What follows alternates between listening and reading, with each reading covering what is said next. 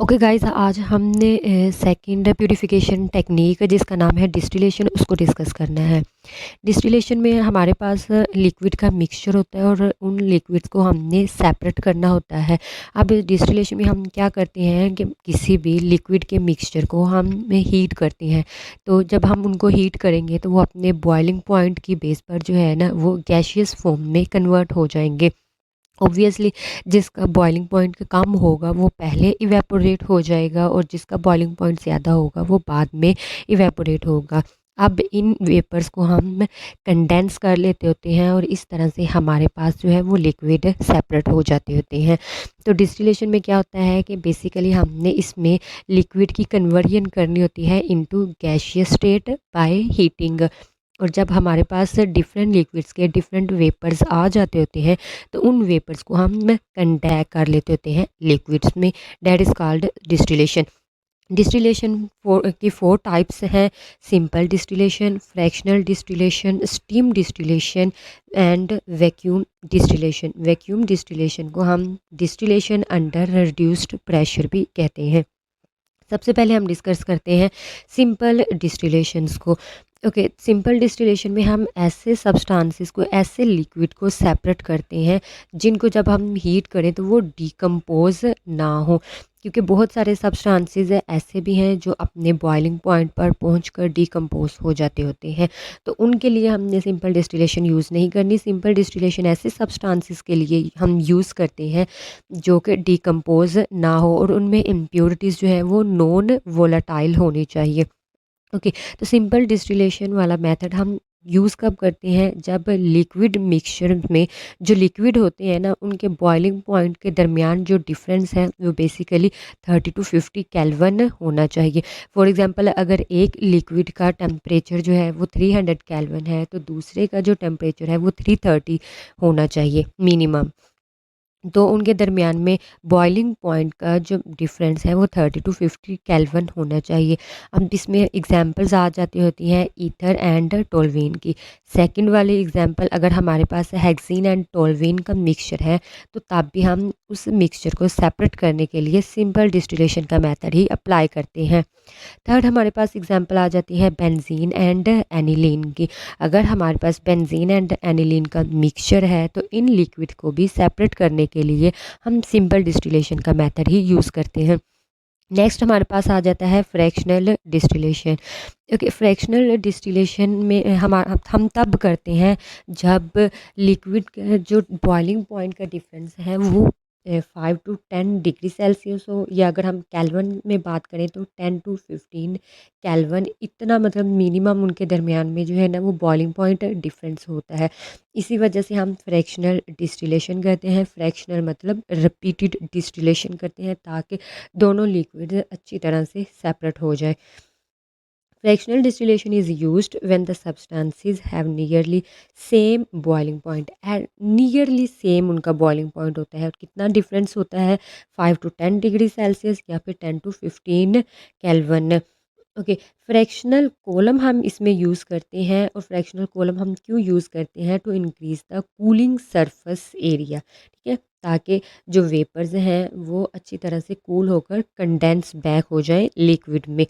Condensation हमें पता है क्या होता है? गैसियस का कन्वर्ट हो जाना लिक्विड फॉर्म में। वेपर्स क्या होते हैं? लिक्विड का कन्वर्ट हो जाना गैसियस फॉर्म में।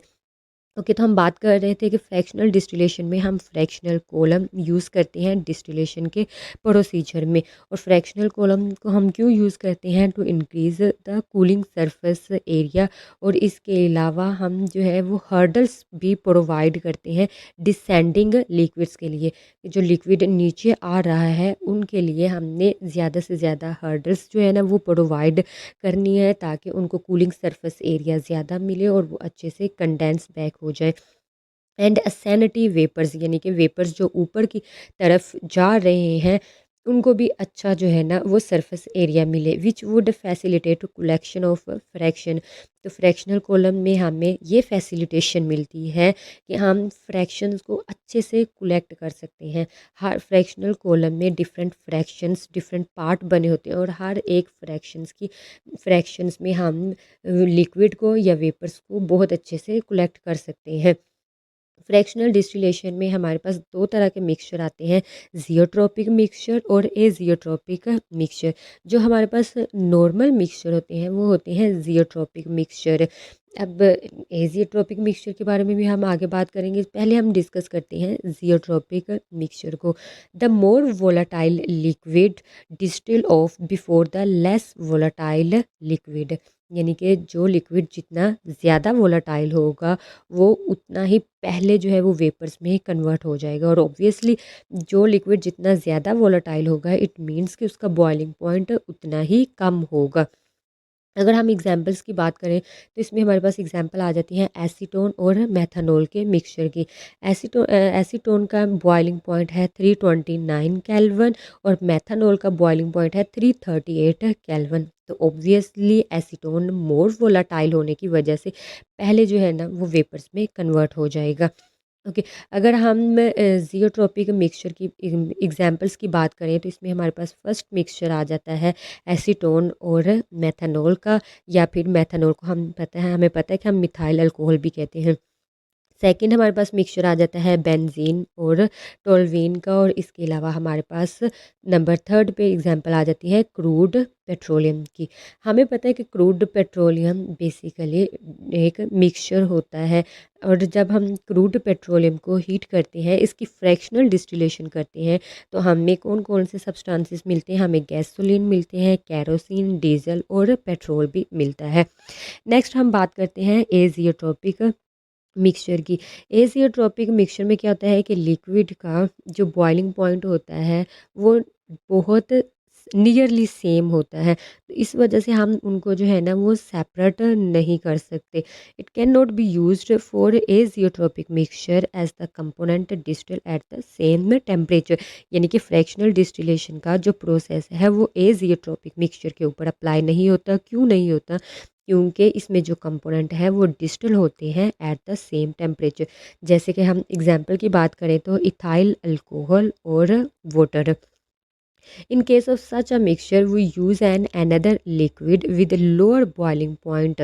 ठीक है ना। इसको अब हम एजियोट्रॉपिक मिक्सचर को कैसे सेपरेट करते हैं कि हम इसमें एक दूसरा लिक्विड लेते हैं जिसका बॉइलिंग पॉइंट कम होता है, और इस बॉइलिंग पॉइंट की वजह से क्या होता है कि जब हम फ्रैक्शन डिस्टिलेशन का प्रोसेस करते हैं तो लोअर बॉइलिंग पॉइंट वाला जो हमने एक नया लिक्विड ऐड किया होता है वो पहले डिस्टिल ऑफ हो जाता होता है, और जो हमारे एजियोट्रॉपिक मिक्सचर के लिक्विड होते हैं वो बाद में सेपरेट होते हैं। Okay, in case of such a mixture we use another liquid with a lower boiling point than these two liquid, for example benzene।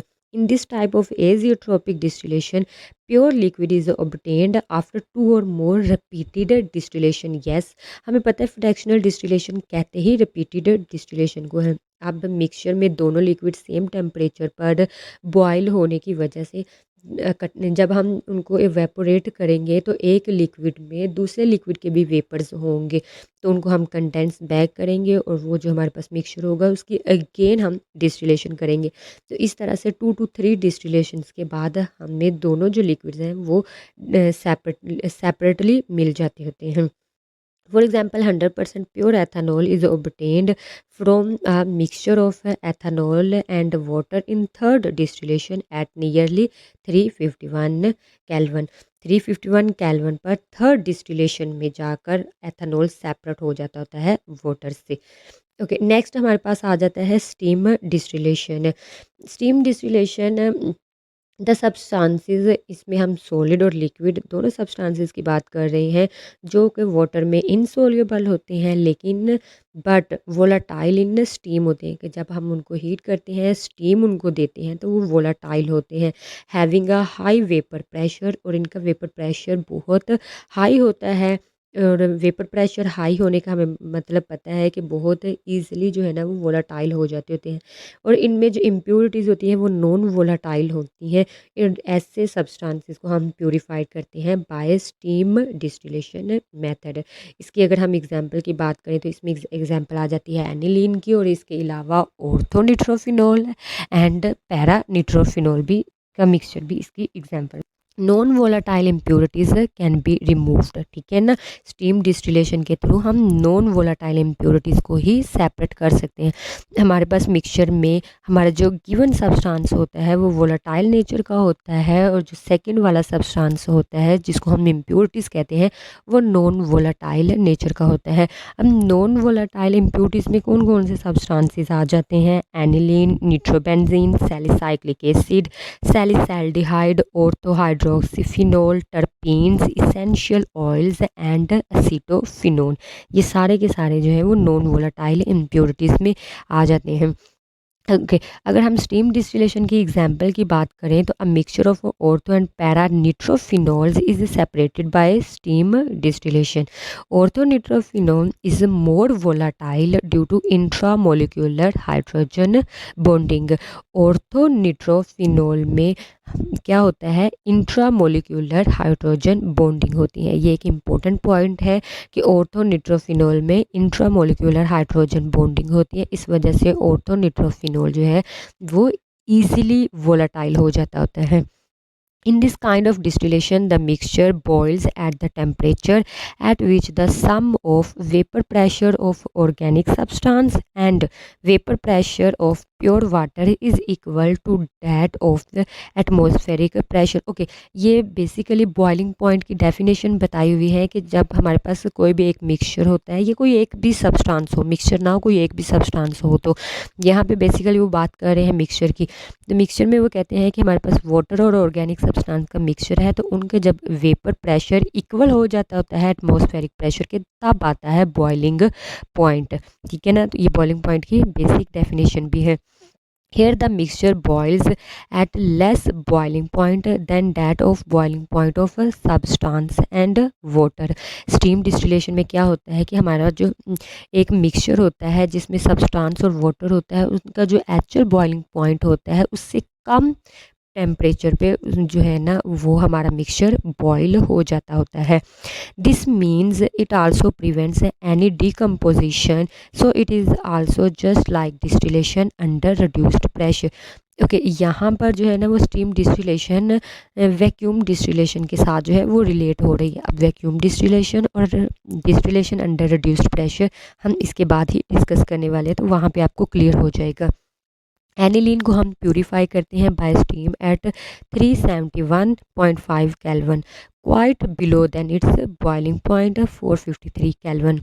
Aniline का बॉइलिंग पॉइंट होता है 453 केल्विन, लेकिन इस टेम्परेचर पर एनिलीन डिकम्पोज हो जाता होता है, जिस वजह से हम जो है ना इस वाले प्रोसेस का, स्टीम डिस्टिलेशन प्रोसेस का जो है वो प्रेशर कम करते हैं। प्रेशर हमें पता है कम करने से बॉइलिंग पॉइंट भी कम हो जाता होता है। जब हम प्रेशर कम करेंगे तो एनिलीन का बॉइलिंग पॉइंट कम हो जाएगा 371.5 केल्विन, और इस टेम्परेचर पर एनिलीन डिकम्पोज। ओके, हमारे पास नेक्स्ट आ जाता है वैक्यूम डिस्टिलेशन और distillation under reduced pressure. Vacuum distillation is used for those substances which decompose on heating at their boiling point और just below their boiling point. Vacuum distillation हम किन के लिए यूज़ करते हैं? ऐसे सब्सटेंसेस के लिए जो अपने बॉइलिंग पॉइंट पर पहुंचकर डिकम्पोज हो जाते होते हैं। It is based on the assumption, किस अजम्पशन पर ये मेथड जो है ना वो बेस कर रहा है वैक्यूम डिस्टिलेशन का? ये इस अजम्पशन पर बेस कर रहा है कि a liquid boil at a temperature when its vapour pressure becomes equal to that of the atmospheric pressure. तो बेसिकली यहाँ पे बॉइलिंग पॉइंट, बॉइलिंग टेम्परेचर की डेफिनेशन दी हुई है कि जब लिक्विड का वेपर प्रेशर एटमॉस्फेरिक प्रेशर के इक्वल हो जाता है तो तब कोई भी लिक्विड जो है वो बॉयल होता है। It means if pressure is reduced, distillation can occur below the boiling point of the substance. हमें पता है कि अगर हम प्रेशर को कम करेंगे तो बॉइलिंग पॉइंट भी कम हो जाएगा, अगर हम प्रेशर को हाई करेंगे तो बॉइलिंग पॉइंट भी हाई हो जाता होता है। ओके, तो इसमें हम वैक्यूम डिस्टिलेशन में क्या करते हैं कि हम प्रेशर को कम करते हैं, जिसकी वजह से हमारे रिक्वायर्ड सब्सटेंस का बॉइलिंग पॉइंट कम हो जाता है और वो अपने एक्चुअल बॉइलिंग पॉइंट से जो कम हुआ है बॉइलिंग पॉइंट, तो उस पर बॉयल हो जाता होता है without any decomposition. Here the pressure is reduced during distillation to avoid decomposition. So it is also called distillation at reduced pressure. I hope so you all clear. This method is used during the manufacture of glycerol, sugar and nitric acid. तो इस चीज़ को आपने याद रखना है कि vacuum distillation वाला method कहाँ पे यूज़ होता है, जब ग्लिसरॉल की प्रिपरेशन हो रही हो, शुगर की मैन्युफैक्चरिंग हो रही हो या फिर नाइट्रिक एसिड की मैन्युफैक्चरिंग हो रही हो। इसमें अगर हम एग्जांपल की बात करें तो glycerol can be purified at 453 kelvin by using a pressure of 12 millimetre mercury. ठीक है ना। 760 मिलीमीटर मर्करी पर ग्लिसरॉल का जो बॉइलिंग पॉइंट है वो है 563 केल्विन, लेकिन हम प्रेशर 760 मिलीमीटर मर्करी से कम कर रहे हैं 12 मिलीमीटर मर्करी तक, और इस प्रेशर पर जाकर जो ग्लिसरॉल है वो 453 केल्विन टेम्परेचर पर बॉयल हो जाता होता है।